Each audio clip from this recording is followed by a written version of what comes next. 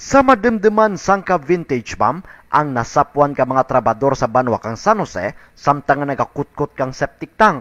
Diyan nagabugat kang apin 500 kilos. Gindetonar dia ka makatapo kang Philippine Army sa may barangay Bugo, banwa kang San Remeo. Samtang sangka vintage bomb pagid, ang ginpalupok kang mga katapo kang EOD kang Philippine Army kung sa diin nakutkutan dia sa ginaobra nga building sa syudad kang Iloilo. Kapareho man ay tsura kag anang kabugatan, nakita dia sa daan nga Iloilo Airport sa distrito kang Mandurriao. Bangod sa kadelikado dia nga klase kang bomba kag posibilidad nga makatuga dia kang kahadlok sa mga tawo, nagtawag si Mayor Jed Patrick Mabilog kang Iloilo City kay Mayor Glenn Cabigunda para ridya igapalukpon. Nangin mandelagan ang pagpalupok kang mga Philippine Army sa lugar.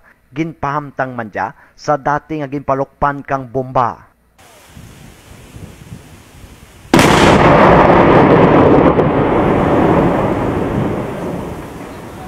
Ang diyang bomba ginagamit ka mga Amerikano katong World War II. Suno sa mga kamalaman, ang diyang bomba ginahulog sa lupa halin sa eroplano. Para sa Patrol, Peter Salivar.